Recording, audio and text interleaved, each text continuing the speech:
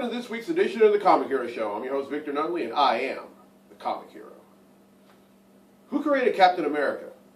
Was it A, Stan Lee and Jack Kirby, B, Stan Lee and Steve Ditko, or C, Joe Simon and Jack Kirby? I'll reveal the answer a little later on, but for right now, let the ranting begin.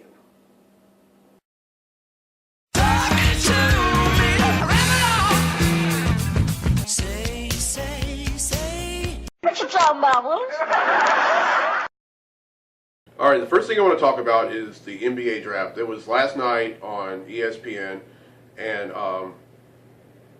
the Cleveland Cavaliers had the first pick, and they selected Andrew Wiggins from the University of Kansas. And I think that pick is gonna be great. I really don't know if they're gonna get LeBron James back now that he's a free agent or not. Although I have something to comment on that, but in a few minutes. And then with the second pick, the Milwaukee Bucks selected Jabari Parker from Duke University. And with the third pick, against all odds, the Philadelphia 76ers selected Joel Embiid from the University of Kansas. Now keep in mind, he broke his foot. I mean, this foot injury that he suffered was the same foot injury that Michael Jordan suffered back in the 85-86 season, which was his second season in a year, and he was gone for the season. But we all know what he did when he came back in the 86-87 season. I mean, he just went nowhere but up from there. As a matter of fact, he's been nowhere but up his entire NBA career. But anyway, my Dallas Mavericks did not make any draft picks. Well, the next thing I want to talk about in regard to the Mavericks is some trades that they made with the New York Knicks. They traded Samuel Dalembert, Jose Calderon, Wayne Ellington, and Shane Larkin, who happens to be the latter happens to be the son of baseball great Barry Larkin. Traded them to the New York Knicks for Raymond Felton, and I'm so stoked about this other person, Tyson Chandler. Now, for all of you who don't know, Tyson Chandler was the starting center for the Dallas Mavericks back when they won the NBA title back in 2011. And I tell you, I'm so glad they have him back. As a matter of fact, I posted that on Facebook yesterday, and I also said in the status that if they could either sign either LeBron James or Carmelo Anthony, both of which, by the way, are free agents who opted out of their respective contracts, then I'll go to it. I'll try everything within my power to buy some tickets and go to a Dallas Mavericks game. As a matter of fact, Dirk Nowitzki has been pulling for LeBron James to sign with the Mavs. Will that make them automatic NBA champions? I don't know. Will it make them automatic Western Conference champions? I know for a fact that will. Because, I mean, come on, you have LeBron James, who is beyond staying power. He's been successful. I mean, he's been to the NBA Finals 4 times and won half of them in 2012 and 2013.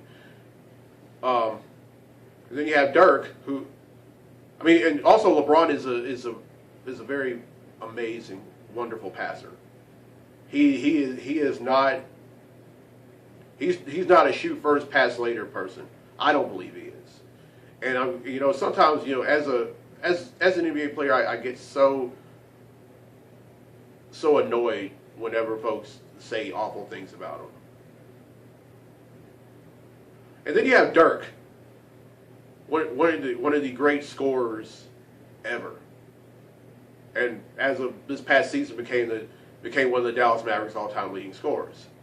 You put them together along with Monte Ellis and some other folks, and then somehow you get Raymond Felton in there. And along with Tyson Chandler, I tell you that's going to be that's going to be both an unstoppable force and an unmovable object at the same time. Okay, the next thing I want to talk about is the Louisiana Peach Festival. I'm actually going to be going to it this evening, and it's in Ruston, Louisiana, and I've never been to it. I've never been to the Peach Festival. I've heard such awesome things about it, but I can't wait to go. And I'll let you all know how things were there in next week's episode, which will be episode 30, the 4th of July episode. So you may want to tune into that one as well as you're tuning into this one. Oh, and also, one thing that I forgot to mention is that once I post an episode of the Comic Hero Show on YouTube, as well as a link to it on my Facebook page, and my page on Meet Me, I never delete it. It stays on there. So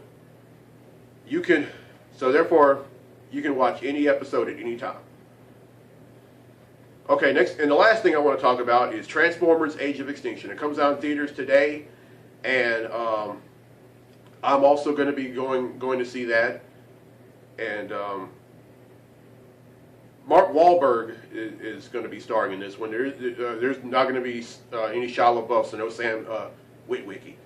So I don't really know what Mark Wahlberg's character is, but I can tell you this much: 4 of his children are also in the movie. So I think that's good. So, and from my understanding, they have just about as good acting chops as their dear old dad.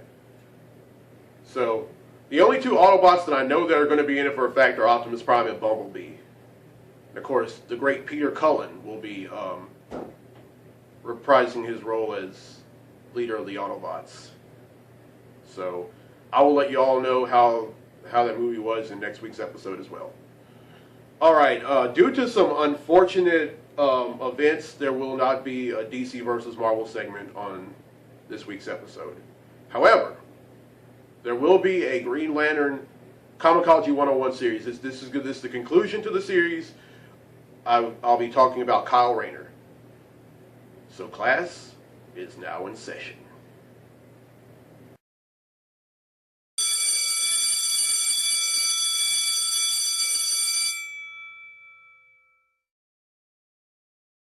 Welcome back to Comicology 101. This week is the conclusion of the Green Lantern series, and I'll be discussing Kyle Rayner. Kyle Rayner is the top member of the Green Lantern Corps from Earth, and undoubtedly just as great as Hal Jordan. After the rest of the Corps was destroyed, he alone was selected to bear the last power ring and carry on the title. Although he acted alone for many years, when the Corps was reformed, his skill level gave him a position as an honor guard. He has also been a host for the Ion entity and a member of the Justice League. Before he acquired a Green Lantern ring, Kyle Rayner was a struggling but gifting freelance graphic artist. He lived and worked in Los Angeles initially. After Hal Jordan, grief-stricken over the destruction of his hometown of Coast City, went on a mad rampage, killing the entire Green Lantern Corps and most of the Guardians of the Universe who oversaw the Corps, Rayner was found by Ganthet, the last surviving Guardian, and given the last Green Lantern ring, the powerful weapon wielded by each Green Lantern, which allows them to conjure any form of matter or energy solely with their willpower. Ganthet's reasons for choosing Kyle to bear the ring have never been made completely apparent, aside from Rayner having been in the right place at the right time. Kyle, unsure of what to think after having his new power, went to his ex-girlfriend's apartment, Alexandra DeWitt, showing her that he was now a Green Lantern. She decided to help him, and after his first adventure where everyone thought he was Hal Jordan, she recommended he redesign his costume to distinguish himself. The new look did not stop Mongol from trying to tear him apart during his first week as a Green Lantern. However, when Mongol came looking for revenge against Green Lantern in Injured City, Mongol decided any Green Lantern would do. With some help from Superman, one of his heroes, Kyle defeated Mongol. It took the alien warlord by surprise that Kyle's ring could work against his yellow skin. Superman was shocked when Kyle knew virtually nothing about Hal Jordan or the Green Lantern Corps. Kyle and Alex got back together, and she helped Kyle train for his new role as a superhero. Tragically, she was brutally murdered by the supervillain Major Force, who had been sent to learn the truth about the new Green Lantern, after a few shadowy government operatives recovered the final battery. Force made the mistake of showing the battery to Kyle during the fight, allowing him to recharge his ring at a crucial moment. Kyle stopped just short of killing Major Force when the authorities arrived. Kyle was then approached by Alan Scott, the Golden Age Green Lantern, who told him about the history of the Green Lantern Corps. He also told him about Hal Jordan's madness and warned that they would all have to confront Hal soon. That day would come sooner than later, when Hal Jordan, now the villain Parallax, joined with Extant and used his awesome powers to try and reshape the universe itself.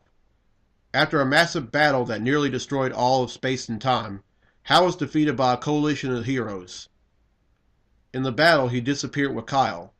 They ended up on Oa, where Parallax attempted to absorb even more energy from the planet itself. Kyle was forced to detonate the planet to stop Hal's madness. Lost in space, Kyle met up with a former Green Lantern who stole his ring from him. However, she surrendered it back when she learned that it would not work for her. Kyle soon made his way back home. He decides to take up residence in New York City. Back on Earth, Kyle briefly joined up with another former Green Lantern, Guy Gardner, for a second shot at Major Force. This time, Kyle actively chose not to kill the villain, but Guy had no such hesitation. Parallax would soon return to Earth, demanding the last power ring, but Kyle soon proved that he was more than worthy to bear the name Green Lantern.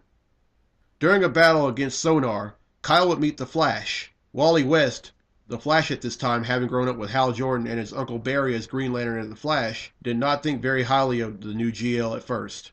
Their bickering almost allowed Sonar to overcome them. They managed to overcome their differences, however, and would go on to become good friends. Kyle soon began a relationship with Donna Troy. Donna at the time was working with the Dark Stars under a former Green Lantern, John Stewart. She briefly broke up with him as she was still in the aftermath of her divorce at the time and headed off with John Stewart into space.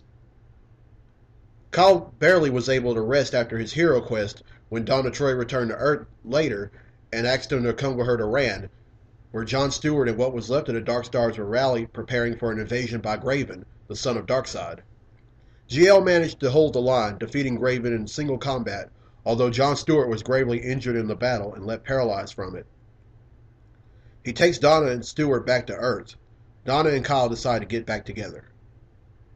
Once returned to Earth, GL met the new Green Arrow, Connor Hawke, the son of the original Green Arrow, Oliver Queen, and the two easily became friends, as they were both in the same situation.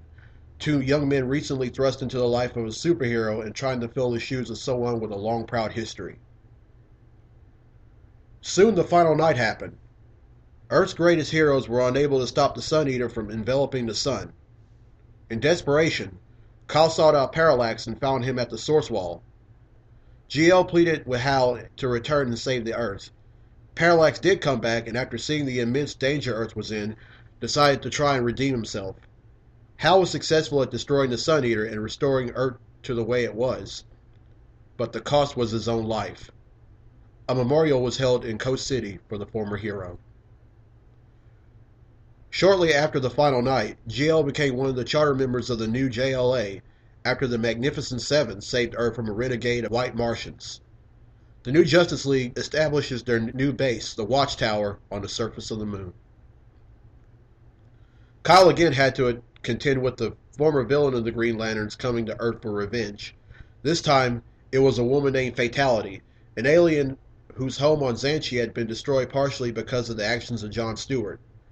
Fatality did not know who was responsible for the destruction of her world, only knowing that a Green Lantern was, and so she blamed all Green Lanterns and began to hunt them down all over the universe. After the Corps was destroyed, she continued her vendetta against its former members. Learning that the last GL was on Earth, she arrived and battled Kyle across not only New York City, but also on an alien planet.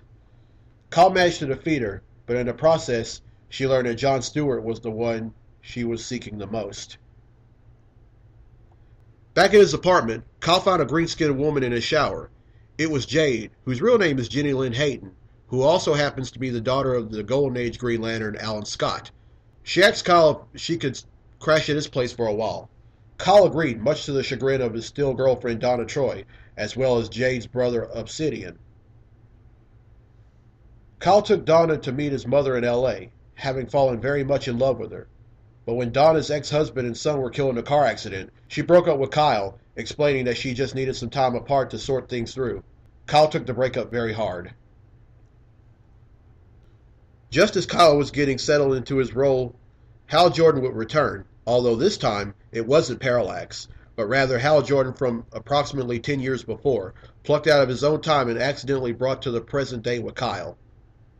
The Justice League was happy to have the old Hal back, causing some resentment in Kyle as he felt he was being replaced. However, an old version of Parallax would show up, traveling through time from before the events of Zero Hour, and after a battle between the two Hals, both of them were returned to their proper times. Before he left, however, Green Lantern Hal gave a copy of his power ring to Kyle, since he had the ability to duplicate itself, while Kyle's did not. At this time, Kyle and Jade also became romantically involved. With Hal's ring, Kyle decided that the time had come to start rebuilding the Green Lantern Corps. After Alan Scott, Guy Gardner, and John Stewart all turned down the offer for a new GL ring, Kyle gave one to Jade, who had recently lost her powers, and left her in charge while he decided to go into space and find some new recruits. Jade assumed the Green Lantern name and classic costume during her tour of duty. Fatality soon returned to Earth, however, continuing her vendetta against the Green Lanterns. Kyle returned to Earth during the battle, and once again the fight started on Earth and ended on a distant world, but with some help from John Stewart, Fatality was defeated once again. Kyle's efforts in space to restart the Green Lantern Corps were not successful. Kyle would get some heartache when he finally bumped into Donna Troy again, this time as events in Day of Judgment were beginning. Donna explained that her existence was possible solely because of Wally West's memories of her, causing her to doubt herself and her own feelings and explaining that they could probably never be together again. Jade, angry over feeling she was nothing more than Kyle's silver medal, dumped him. All this happened while Kyle had to literally go to hell and back as part of the Day of Judgment story arc, and in the aftermath, Hal Jordan would emerge as the new Spectre. Shortly after the breakup, Kyle came under the influence of the Controllers, an alien race who had created Effigy, who attempted to take control of the Green Lantern by creating a myriad of different hallucinations. Through sheer force of will, Kyle was able to defeat them and return home. Kyle finally got a steady job doing a bi-weekly comic strip for a magazine called Feast. The job came with an assistant, a 16-year-old boy named Terry Berg. Kyle barely finished the first assignment when he was attacked at his home by a rogue group of manhunters. This particular batch of manhunters had become self-aware, formed a collective consciousness, and came after Kyle for his power ring. They intended to assimilate Kyle and have him use this ring as a power source in their quest for further evolution. They nearly succeeded, but Kyle managed to free himself and destroy them. Kyle's new career began to take off, but even as it did, Fatality returned again, this time equipped with a yellow power ring. After a fierce battle with Kyle, she went after John Stewart and Moran. Kyle managed to stop her, but after she surrendered to the power ring, it exploded, taking her arm with it. The Cordians who had given her the ring decided to give it to Alex Nero instead. Kyle finally brought Fatality to justice. Fortunately, in the aftermath of the fight, Kyle and Jade managed to have a heart-to-heart conversation, and over the next few weeks they got back together. Nero then showed up in New York City with his ring. Utterly insane, he created legions of yellow demons that plagued the city, although they were more of a disruption than a threat, and Kyle had to call on the JLA for help. A massive battle ensued across Manhattan. In the end, haunted by the ghost of his past, Nero apparently self-destructed. On top of the world, after he was hailed as a hero of the hour by the mayor of New York, Kyle proposed to Jade, with a GL power ring no less. Worried that he was rushing into things, she turned him down, wanting to take time on their relationship. Terry was visibly upset about the news, leading Kyle to finally figure out that his assistant was gay and harboring a crush on him. Realizing how troubled the kid was on his own feelings, Kyle had a long talk with him, and they became close friends. Jade may have turned down the ring as an engagement, but she did accept it to become a hero again. She also went with Kyle when he was requested for services as a goodwill ambassador to an alien planet. For a brief period, Kyle achieved godhood as Ion when he absorbed the leftover energy in the sun after Hal Jordan sacrificed his life during the Final Night event. Energy which had merged and grown with energies released after Oblivion's defeat. With his new powers, Kyle could bend time, space, and reality. Kyle could even be in many places at once. Kyle's trans-godlike powers had drawbacks, however. Ion was one with everything, but Kyle Rayner could no longer sleep or separate himself from the overwhelming responsibilities. Kyle was now in the exact same position that Hal Jordan had been when he became Parallax. Rather than sacrifice his humanity, Kyle abandoned omnipotence, bleeding off the vast power, recharging the central power battery on the planet Oa, the headquarters of the Guardians, and helping to create a new group of Guardians in the process.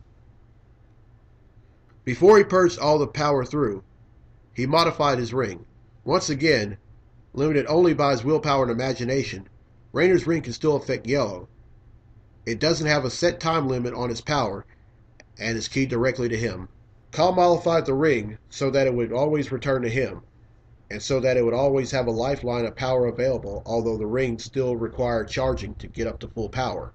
After the brutal beating of his young assistant and friend Terry Berg, Kyle went on a lengthy self-imposed exile into space.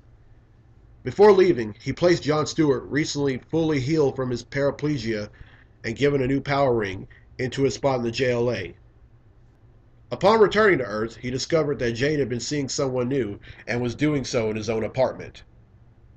He left New York and spent some time trying to once again find his place on Earth, and ended up staying with his mother for a brief time. After being tricked into believing his mother had been murdered by Major Force, Kyle fought with the villain. Knowing Major Force was essentially immortal, Kyle decapitated him and sent his head off into outer space. Feeling that he was a danger to those he cared for, Rayner once again left for the far reaches of space. Soon after, the Guardians of the Universe sent Kyle on a mission to retrieve the corpse of Hal Jordan, and he developed insight into the true nature of the Parallax entity. Following which, he ceased to operate solely on Earth. He was given his first official Green Lantern Corps assignment from Kilowog, and met with the Guardians along with Guy Gardner about his role in the Corps. There, he was given special status amongst the Guardians, who considered him the Torchbearer, the Green Lantern who carried the legacy through the Corps' darkest period. Once Kyle Rayner was the last Green Lantern, bearing the torch for a glorious tradition until the Guardians of the Universe and the Green Lantern Corps could be born anew. Today, Kyle has become the living embodiment of the Green Lantern legacy. Jade died during a mission in the Rann-Thanagar War. Her power, the inherited Starheart, cum Green Lantern power, was transferred to Kyle Rayner, vastly increasing his power, and instigated Kyle's second metamorphosis into Ion. He later gave up being Ion after being given a new ring by Ganthet. Years later, the DC Universe heavily changed its continuity following the events of Flashpoint in 2011. This was part of an effort to make storylines more accessible to newer readers, beginning with the New 52.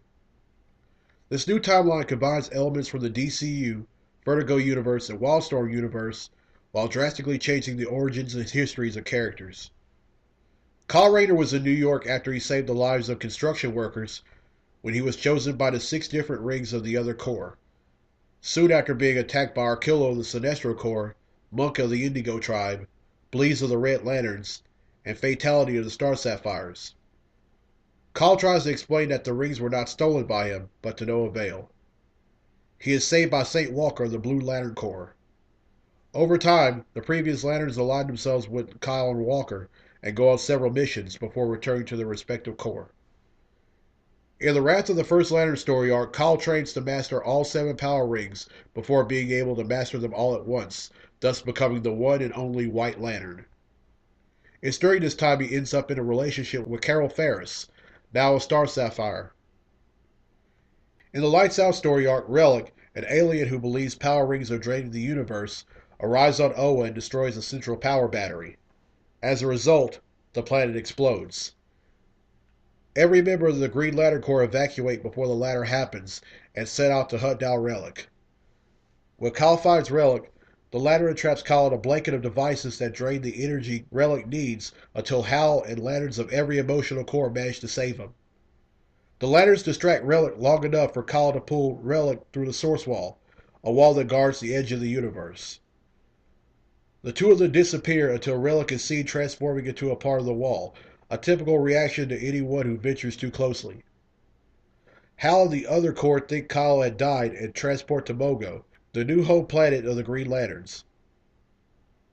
The Guardians, though, stay behind to study the wall when they see Kyle re-emerge from the other side. Kyle tells the story of how the entities sacrifice themselves to refill the reservoir that fuels the rings of the lanterns. The Guardians decide that this is too important for others to know, and so they come to the decision that Kyle's survival must be kept a secret, as his journey has just begun. And there you have it, Comicology 101 on Kyle Rayner, thus concluding the Green Lantern Comicology 101 series. Well, that does it for the Green Lantern Comicology 101 series. I hope you enjoyed that as well as the ones on Hal Jordan, Guy Gardner, and John Stewart. All right, let's get to the comics I bought this week. Comic books I bought this week.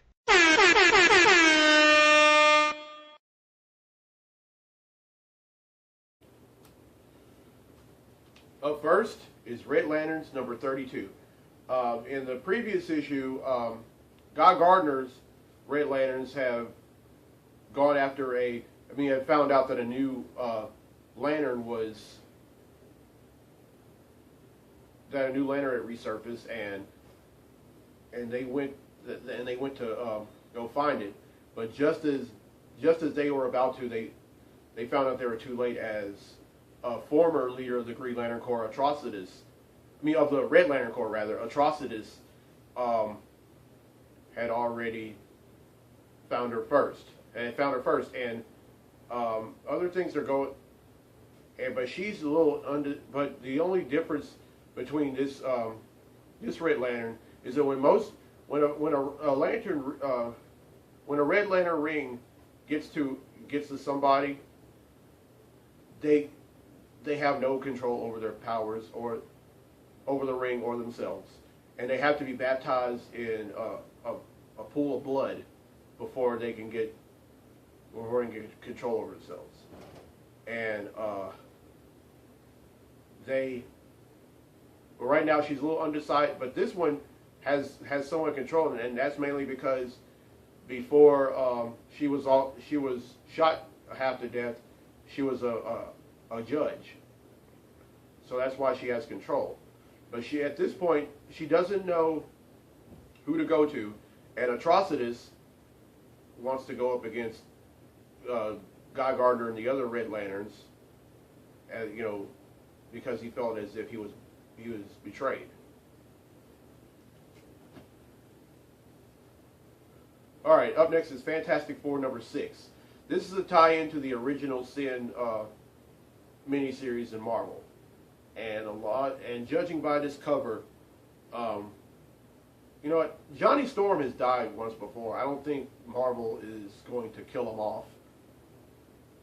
But what I can tell you, though, is there's been some interesting stuff going on in the page of Fantastic Four. As a matter of fact, the previous story arc, the opening story arc rather, of the series was called The Fall of the Fantastic Four. And a lot of things have happened.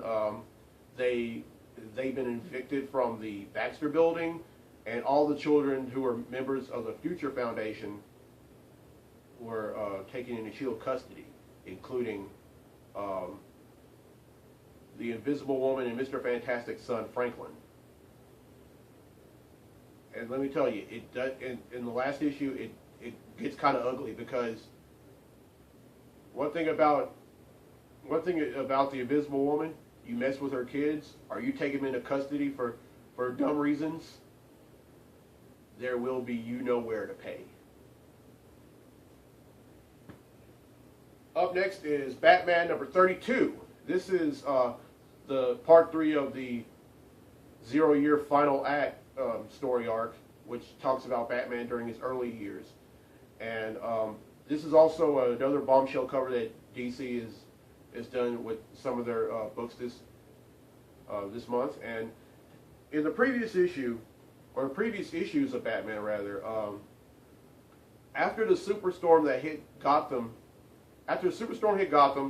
the Riddler pretty much enslaved all the people of Gotham City who didn't leave, and it was up to Batman to free them. And let's just say for Batman it was easier said than done. But I can only imagine what's going to happen in this one. All right. Up next is Justice League number 31. After there have been a lot of ramifications from the Forever Evil story arc. As a matter of fact, one of them, namely, was Lex Luthor finally seeing the light and becoming a member of the Justice League. Yeah, you heard me. I said Lex Luthor becomes a member of the Justice League. One of the things that also happened in Forever Evil was that all of them were defeated, or either defeated or killed, with the exception of 3 of them. And there were Ultraman, who was in prison. Who was in prison after because his weaknesses mirror Superman's weaknesses. One of Ultraman's weaknesses is sunlight. So he's been in prison, and he's been in prison, and now sunlight is beaming down on him at all times. And then Owlman, who is the polar opposite to Batman, he's running rampant somewhere in the world. As to where, I don't know, but I can tell you this much: Batman is not going to rest until he finds out. And then also Superwoman, who is you could say that she's the polar opposite of Wonder Woman, although in the alternate Earth that they come from, she's actually Lois Lane. And we find out in Forever Evil number 7 that she's pregnant with Alexander Luthor's child. Now, this is not the Lex Luthor here in the regular New 52. This is from a parallel universe, and he absorbs other people's powers. And well, Lex Luthor kills him in Forever Evil number 7. And in this issue, we find out that a new person becomes is now the new ring bearer for Power Ring. By the way, Power Ring is the polar opposite of Hal Jordan, and he dies early on in Forever Evil. And now the ring is going around to find a new person, or a new person. And from my understanding, this whoever is going to be, it's a female, and she's going to be a member of the Justice League. Yikes. Up next is Superman number 32. This is the first issue that's written by Jeff Johns and penciled by one of the greatest comic book artists ever, John Romita Jr. And let me tell you, he leaves a good first impression on us all with this cover. Check it out. Awesome, huh? And the name of this opening story arc by Johns and Romita is called The Man of Tomorrow. And let me tell you, it's not necessarily Superman. All right, up next is The Amazing Spider-Man number 3.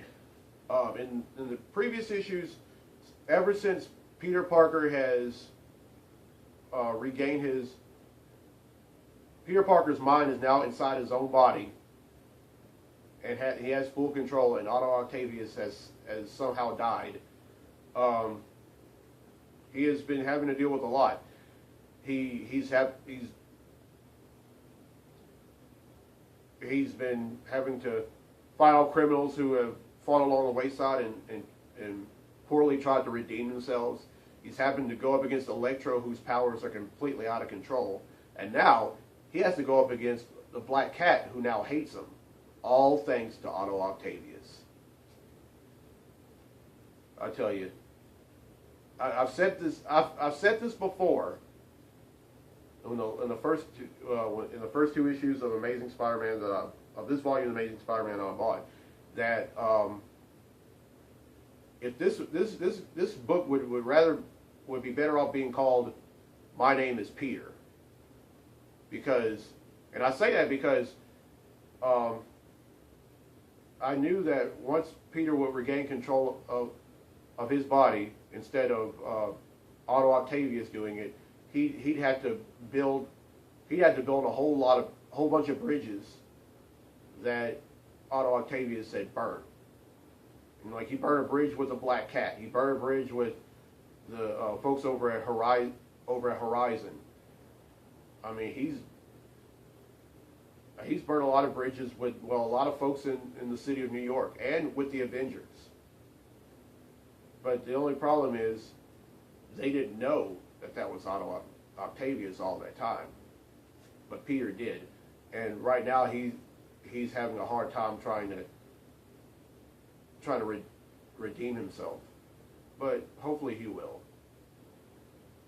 But it's not going to be easy.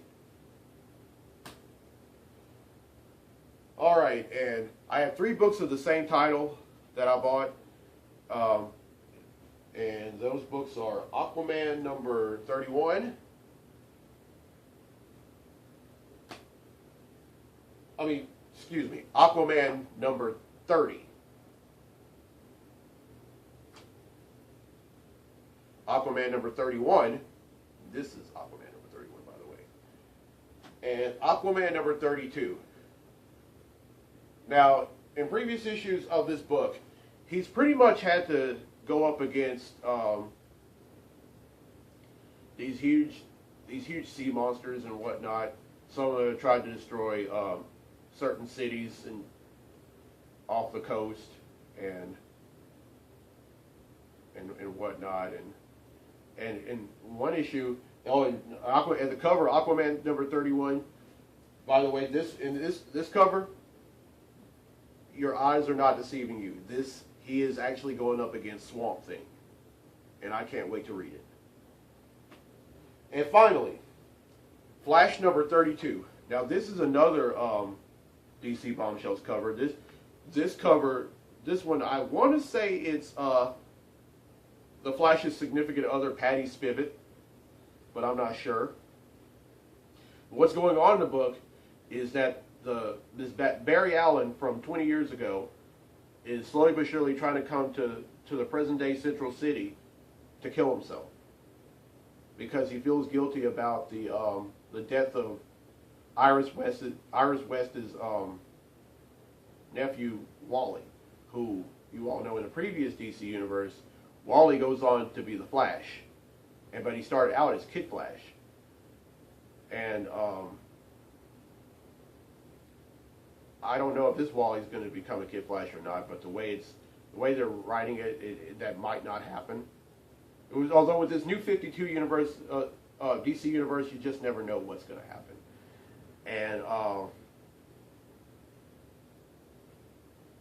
And he starts out slow, but the Flash from the future starts out slow. He ends up going back to the going to 4 years prior to his time. And he kills he doesn't kill the Mirror Master, but he traps him in the Mirror universe.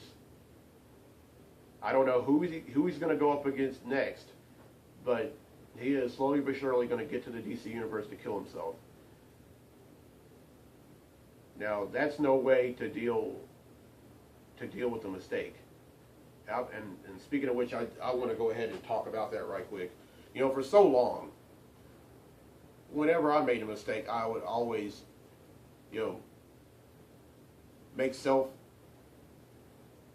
would always self-impose myself with a whole bunch of stuff. There's really no, but it took me a long time ago to realize that, or it took me a long time to realize that doesn't get me anywhere, and that doesn't help me from making any more mistakes. You see, there are a lot of athletes who do that same thing, and that's not a good thing.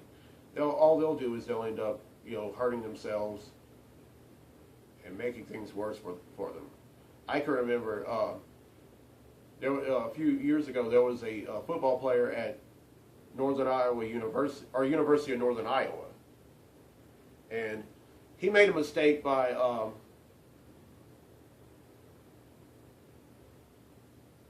taking he had received a kickoff, and he took a knee, but he took a knee he didn't take a knee in the end zone. He thought he was in the end zone, but he ended up taking a knee. And just as he was about to take the knee, he had already dropped the football, not knowing that he actually fumbled it. And then another player on the other team picked it up and ran it in for a touchdown. And then I can remember him going to the sidelines and then taking his helmet and knocking everything over in his path. Seeing that made me realize that mistakes happen. Everyone makes them.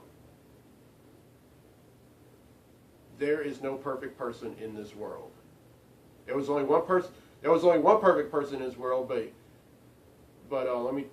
was only one perfect person in this world, but he sacrificed himself so that when we made mistakes, we wouldn't be hard on ourselves.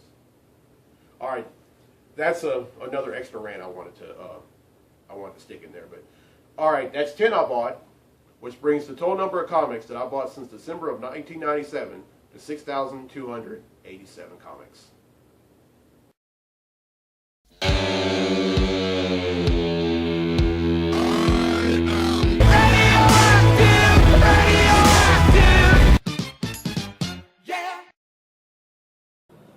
Now, when I usually do the last segment of the show, I'm usually lying in bed reading one of the comics I buy every week.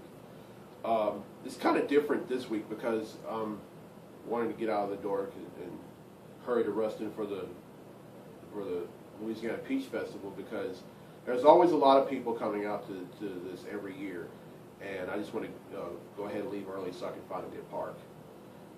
And in the next week's episode, I'll be talking about the Louisiana Peach Festival and all the things that were going on there. And I may just post some pictures from Louisiana during my time at Louisiana Peach Festival during the end credits of this episode. And also be talking about Transformers Age of Extinction. I'm also going out to see that after I leave the Peach Festival. Oh, and by the way, earlier I asked who created Captain America. Was it A, Stan Lee and Jack Kirby, B, Stan Lee and Steve Ditko, or C, Joe Simon and Jack Kirby? The correct answer is C, Joe Simon and Jack Kirby. They created Captain America, and Captain America made his first appearance in Captain America Comics #1 in March of 1941. Alright, that's all the time I have. I'm Victor Nunley. I'm the Comic Hero. If you have any ideas for next week's episode, it's going to be a 4th of July episode, and I don't, as for right now, I can't really think of anything. But if you have any ideas, just let me know. Alright, see you next week. Till then, be safe, be blessed, be a hero.